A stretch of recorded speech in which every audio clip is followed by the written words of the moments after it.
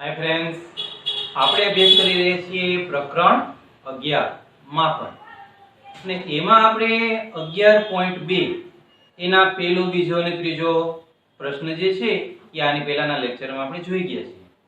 અત્યારે આપણે ચોથો પ્રશ્ન જોવાનો છે। ઓકે, તો ચોથા પ્રશ્નની રકમ પહેલા આપણે વાંચીએ। એક ચતુષ્કોણ આકારના ખેતરના વિકર્ણની લંબાઈ 24 મીટર છે અને બાકીના બે શિરોબિંદુમાંથી આ વિકર્ણ પર દોરેલો લંબ અનુક્રમે 8 મીટર અને 13 મીટર છે। તો આ ખેતરનું ક્ષેત્રફળ શોધો।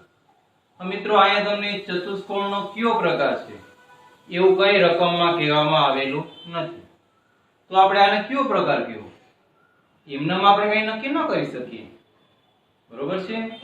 તો આપણે અહીં શું કરવાનું, તો કે એના માટે તમને કેને આપેલું છે કે ભાઈ એક વિકર્ણની લંબાઈ 24 મીટર છે। ચતુષ્કોણને બે વિકર્ણ હોય એમાંથી એક વિકર્ણની લંબાઈ 24 મીટર છે। તો આપણે એક વિકર્ણ BD લીધો, બરોબર છે, એની લંબાઈ 24 મીટર છે। હવે વિકર્ણ સિવાયના જે બે શિરોબિંદુઓ છે A અને C, એમના ઉપરથી વિકર્ણ ઉપર જે લંબ દોરવામાં આવે છે એની લંબાઈ અનુક્રમે 13 મીટર અને 8 મીટર છે, બરોબર છે। તો હવે આપણે આ ચતુષ્કોણનું ક્ષેત્રફળ શોધવું હોય તો કઈ રીતના શોધવું, તો કે આપણે આ ચતુષ્કોણમાં બે ત્રિકોણ બને છે। જો બને છે એક ત્રિકોણ ABD, બીજું ત્રિકોણ BCD। એ બે ત્રિકોણના ક્ષેત્રફળ આપણે શોધી લઈએ, પછી બેયનો સરવાળો કરી દઈએ એટલે આપણે ચતુષ્કોણનું ક્ષેત્રફળ છે મળી જાય। ઓકે, તો આપણે એ પ્રમાણે કરશું। સૌથી પહેલા ABC નું ABD નું ક્ષેત્રફળ શોધશું અને એનું તો સૂત્ર આપણા પાસે છે જ, 1/2 ગુણ્યા પાયો ગુણ્યા પાયા પરનો વેધ। આ BD છે એ પાયો છે અને એમના ઉપરનો વેધ એટલે આ નામ આપી દઈએ A। ઓકે, એ જ પ્રમાણે BD છે પાયો છે, એમના ઉપરનો વેધ એટલે આને નામ આપી દઈએ આપણે CA। ચાલો, તો આપણે સૌથી પહેલા ABD નું ક્ષેત્રફળ શોધીએ। ત્રિકોણ ABD નું ક્ષેત્રફળ બરાબર 1/2 ગુણ્યા પાયો, પાયો એટલે BD, ગુણ્યા એમના ઉપરનો વેધ એટલે A। ઓકે, બરાબર 1/2 ગુણ્યા, આપણે થોડીક જગ્યા નાની પડે એટલે હું બાજુમાં સ્ટેપ કરું છું। ઓકે, તમારે તો નીચે જ કરવાનું। BD એટલે કેટલા 24, એના ગુણ્યા AM એટલે કેટલા 13 મીટર। ઓકે,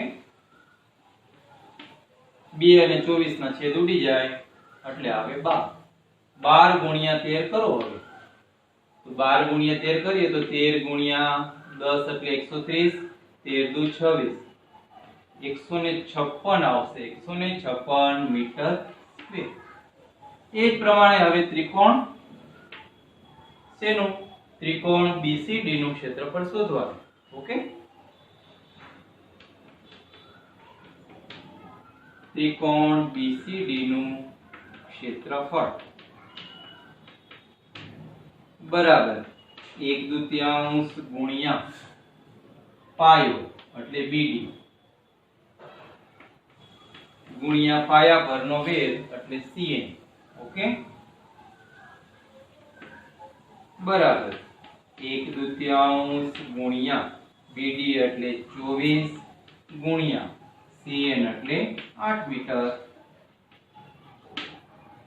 2 અને 8 ના છેદ ઉડાડીએ, 2 ચોક 8, 24 ગુણ્યા 4 કરો એટલે 96 થાય, 96 મીટર સ્ક્વેર। તો મિત્રો, હવે આપણી પાસે બે ત્રિકોણના ક્ષેત્રફળ છે, તો હવે ચતુષ્કોણનું ક્ષેત્રફળ મળી રહેશે। ઓકે, તો લખીએ અહીંયા માટે ચતુષ્કોણ ABCD નું ક્ષેત્રફળ બરાબર ABD નું ક્ષેત્રફળ વત્તા BCD નું ક્ષેત્રફળ।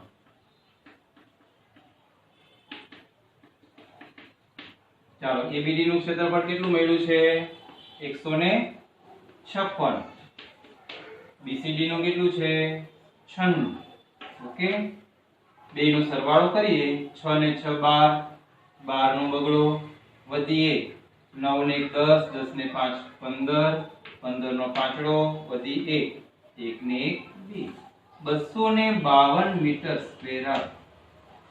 સમજાણું? તો આ પ્રમાણે તમે આનું ક્ષેત્રફળ શોધી શકો છો. હવે એના પછીનો પ્રશ્ન લઈએ. તો હવે એમના પછીનો પાંચમો પ્રશ્ન જોઈએ. એક સમબાજુ ચતુષ્કોણના વિકર્ણોની લંબાઈ 7.5 સેમી અને 12 સેમી છે, તો તેનું ક્ષેત્રફળ શોધો.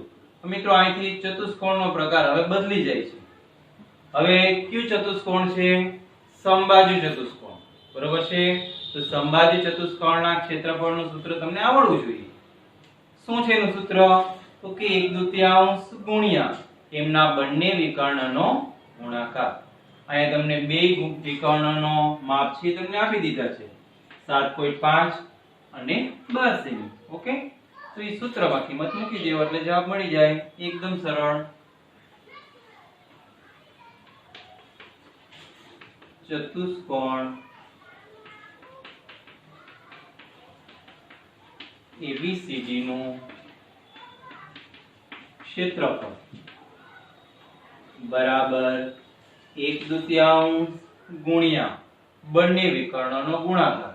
પણ વિકર્ણો ક્યાં છે આમાં? એક વિકર્ણ AC, બીજું વિકર્ણ BD. AC ગુણ્યા BD 1/2 ગુણ્યા. હવે કોઈનું કયું માપ છે આપણે ખબર નથી, ગમે તે લખી નાખો, એમાં કઈ ગુણાકારમાં ફેર પડે નહીં. એકનું માપ આપણે 7.5 લખી નાખીએ, AC નું માપ 7.5, પોઈન્ટ કાઢી નાખીએ એટલે છેદમાં 10, 75/10. BD નું માપ કેટલું? તો તેનું માપ છે 12. ઓકે, હવે આપણે છેદ ઉડાડીએ, 2 6 12. હવે છેદ ઉડશે, હજી ઉડી જશે. 5 એ છેદ ઉડે એટલે અહીંયા આવે 15 50 75. અહીંયા 5 એ છેદ ઉડે એટલે 5 દુ 10. અહીંયા 2 છેદ ઉડી જશે, 6 ના 2 તેરી 6. તો 15 ગુણ્યા 3 એટલે કેટલા થશે? 45. પાછળ એકમ કયો લખશું? સેમી માં માપ છે તો સેમી લખવાનું, સેમી છે. તો એકદમ ઈઝી, સાવ સરળ. સૂત્ર આવડે એટલે દાખલો આવડે. ઓકે, હવે એના પછીનો છઠ્ઠો પ્રશ્ન લઈએ. તો હવે છઠ્ઠો પ્રશ્નની રકમ વાંચીએ. એક સમબાજુ ચતુષ્કોણની બાજુ 6 સેમી છે અને વેધ 4 સેમી છે, તો તેનું ક્ષેત્રફળ શોધો. તો મિત્રો આપેલું છે કયું ચતુષ્કોણ? તો કે સમબાજુ. ઈ સમબાજુ ચતુષ્કોણની બધી જ બાજુના માપ આપેલા છે 6 સેમી અને એક ચતુષ્કોણનો વેધ છે એ 4 સેમી આપ્યો છે અને તમને ક્ષેત્રફળ શોધવાનું કીધું છે. તો ક્ષેત્રફળ મળે ક્યાંથી તમને? મળે ન મળે. પણ મિત્રો સમબાજુ ચતુષ્કોણ છે એ એક પ્રકારનું સમાંતર બાજુ ચતુષ્કોણ છે. તમે એની વ્યાખ્યાઓ આગળ ભણેલી હોય પહેલા લેક્ચરમાં તો ખ્યાલ હશે. સમબાજુ ચતુષ્કોણની વ્યાખ્યા શું હતી? કે જે સમાંતર બાજુ ચતુષ્કોણની ચારે બાજુના માપ સરખા હોય એને સમબાજુ ચતુષ્કોણ કહેવાય. બરોબર છે? તો સમબાજુ ચતુષ્કોણ છે એ એક પ્રકારનું સમાંતર બાજુ ચતુષ્કોણ જ છે.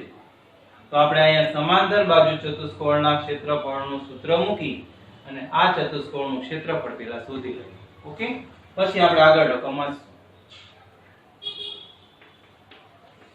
સમબાજુ ચતુષ્કોણનું ક્ષેત્રફળ લખ્યું છે આપણે સમબાજુ, પણ સૂત્ર કેનું મૂકવાનું? સમાંતર બાજુનું. કારણ કે સમબાજુનો તો બે વિકર્ણનો ગુણાકાર છે. બે વિકર્ણ તમને રકમમાં ન થાય એટલે પેલા એ મૂકી જ નહીં શકીએ આપણે. બરોબર? એટલે સમબાજુ ચતુષ્કોણના ક્ષેત્રફળનું સૂત્ર શું છે? પાયો ગુણ્યા પાયા પરનો વેધ. તો પાયો કયો આપણે લેશું? BC અને વેધ કયો લેશું? A.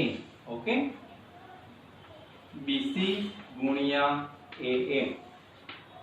BC એટલે કેટલા? 6. AM એટલે કેટલા છે?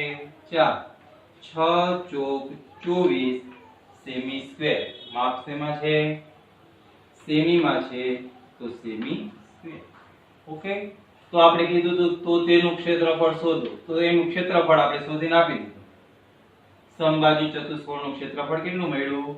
24 સેમી સ્ક્વેર. ઓકે, હવે આગળ રકમમાં છીએ. જો એક વિકર્ણની લંબાઈ 8 સેમી હોય તો બીજા વિકર્ણની લંબાઈ શોધો.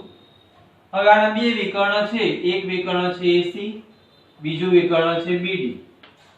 એ બે વિકર્ણમાંથી એક વિકર્ણની લંબાઈ આપી છે. કેટલી આપી છે? 8 સેમી. અને એમના ઉપરથી બીજું વિકર્ણ છે શોધવાનું છે. બરોબર, આપણે આ BD ની લંબાઈ 8 કહી દઈએ. ઓકે, અને AC છે આપણે શોધવાનું. ફરીથી આપણે સમબાજુ ચતુષ્કોણના ક્ષેત્રફળનું સૂત્ર મૂકશું, પણ હવે આ સૂત્ર નહીં મૂકીએ. જે સમબાજુ ચતુષ્કોણનું ક્ષેત્રફળનું સૂત્ર છે એ જ મૂકીશું. ઓકે, સમબાજુ ચતુષ્કોણનું ક્ષેત્રફળ બરાબર શું છે એનું સૂત્ર? 1/2 ગુણ્યા તેમના બંને વિકર્ણનો ગુણાકાર. બંને વિકર્ણ એટલે ક્યાં? AC અને BD. AC ગુણ્યા BD. ચાલો, સમબાજુ ચતુષ્કોણનું ક્ષેત્રફળ કેટલું હશે? 24 સેમી સ્ક્વેર. તો અહીંયા મૂકી દે 24 બરાબર 1/2 ગુણ્યા AC ગુણ્યા BD નું માપ આપણે 8 સેમી આપેલું છે, તો એ 8 સેમી મૂકી દે. હવે મિત્રો અહીંયા 1/2 માં 2 છેદમાં છે એનું પક્ષાંતર કરીએ તો એ ક્યાં આવી જશે? અંશમાં આવીને ગુણાકાર કરશે તો 24 × 2 = 48 થઈ જશે.